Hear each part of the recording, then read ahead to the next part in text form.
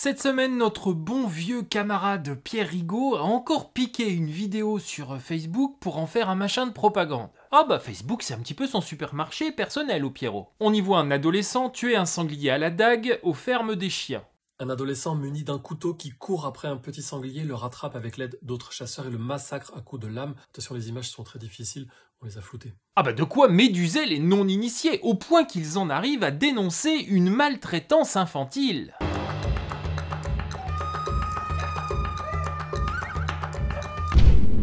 Si tu veux soutenir Guichard sur Terre, abonne-toi à sa chaîne.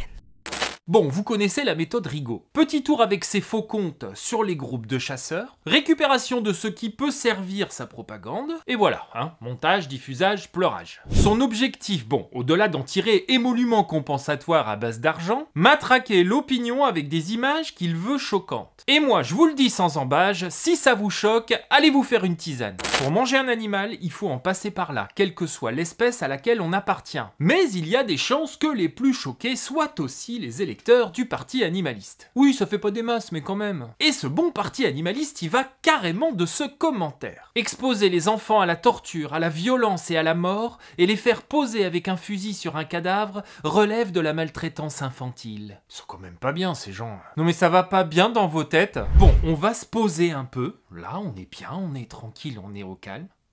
Et on va remettre 2 ou 3 choses en perspective. Nous sommes tous, collectivement, alors Hélène Touy, Muriel Fusy et même Pierre Rigaud, des descendants de chasseurs. Ah bah c'est-à-dire que sans l'activité chasse, aucun de nous n'existerait. Ou peut-être qu'on existerait, mais alors on serait sûrement dans les arbres en train d'essayer d'attraper une papaye, avec une foufourche. Bon, y a que Vaquita qui veut nous faire croire que les hommes préhistoriques étaient véganes. Ah bah les peintures rupestres représentaient des cueillettes de courgettes, évidemment. Non mais arrêtez, ils ont juste compris une étude de Traviole, les pauvres. Je vous mets l'article de Thomas sur Chasse éternelle dans les sources. Non mais soyez indulgents, on parle de Hugo Clément là. Le gars, il peut pas l'ouvrir sans dire une connerie, croyez que c'est facile pour lui? Ok. Bref, ne parlons même pas des hominidés qui ont peuplé le paléolithique. Homo sapiens, l'humain moderne, est apparu il y a environ 300 000 ans. Et pendant environ 290 000 ans, il a été chasseur-cueilleur. Ensuite, au néolithique, il y a environ 10 000 ans donc, il s'est peu à peu sédentarisé. C'est le début de l'agriculture et de l'élevage. Alors c'est un autre sujet, hein, mais sans l'élevage, aucun de nous ne serait là non plus sous la forme qu'on connaît. Mais bref, écoutez bien ce chiffre. La chasse et la cueillette ont été les seuls moyens de subsistance de notre espèce pendant 96% de son existence sur la planète. L'extrême majorité de nos descendants, si on remontait chaque lignée pendant 300 000 ans, étaient chasseurs. Imaginez les rites d'initiation autour de la chasse. La naissance des cultes, de l'art, des légendes. La culture est née avec la chasse. Nous sommes tous des enfants de chasseurs. Mais le parti animaliste vient la gueule enfarinée nous expliquer que confronter un enfant à la mise à mort d'un animal, c'est de la maltraitance. Il a fallu quelle folie pour qu'on en arrive là. On est là, enfermé dans notre temporalité, hein, au milieu de glacier et du béton, le cul vissé sur des chaises, hein, devant un écran en plastique.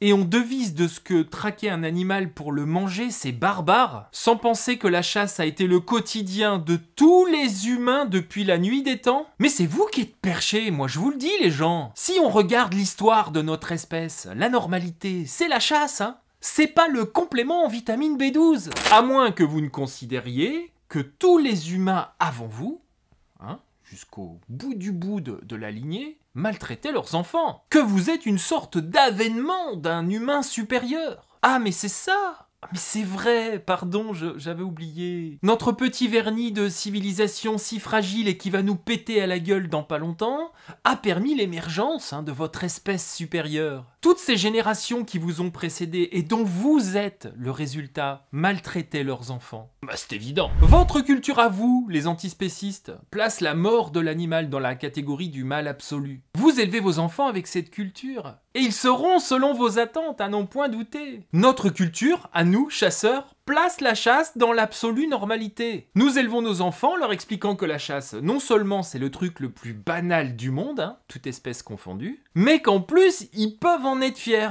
Tu vois le... Alors, amenez vos gosses à vous à la chasse. Alors ça, j'en doute pas, ça va sans doute les traumatiser. Hein, vu que vous leur avez lavé le cerveau avec vos machins, j'ai aucun doute. Mais les nôtres, enfin, ils sont nés avec... comme tous les humains qui ont peuplé cette planète depuis 300 000 ans. Elle est où la maltraitance à part dans vos tronches? Depuis que je suis gosse, je cours derrière le grand-père avec des animaux morts dans le dos, j'ai la gueule d'un enfant maltraité?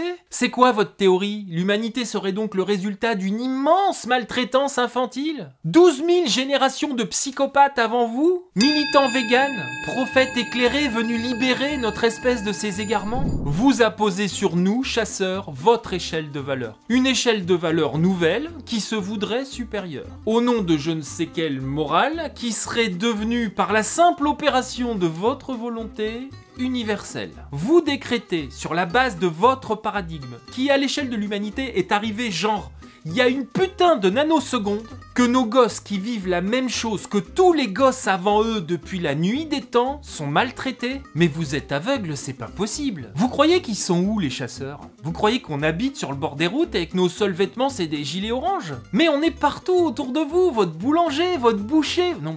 Ah non, pas votre boucher, évidemment. Ah bah non, les véganes, ils ont pas de boucher. Votre plombier, votre médecin, le prof de vos gosses. Pour la plupart, maltraités pendant leur enfance, donc. Et à leur tour, tortionnaires de leurs propres enfants. Franchement, c'en est risible, hein, on est d'accord, tellement c'est con. Du coup, voter pour le parti animaliste ou donner le moindre crédit à ces machins antispécistes véganes, appelés comme vous voulez, c'est nourrir la bêtise. Parce que tout ça, finalement, c'est juste bête. Et toute personne normalement cortiquée s'en rend compte. Qui peut croire qu'un gamin à qui on apprend à tuer un animal proprement pour le manger est maltraité? Dans une société d'assistés où on les prévient quand même qu'il faut éviter d'essayer d'enlever la lame de la tondeuse quand elle est en marche. Alors allez-y, hein, apprenez à vos enfants à supplémenter correctement, on s'en tamponne. Mais je vous le demande, hein, instamment, foutez la paix à nos gamins. Comme disaient les rillettes Bordeaux-Chenel, nous n'avons pas les mêmes valeurs.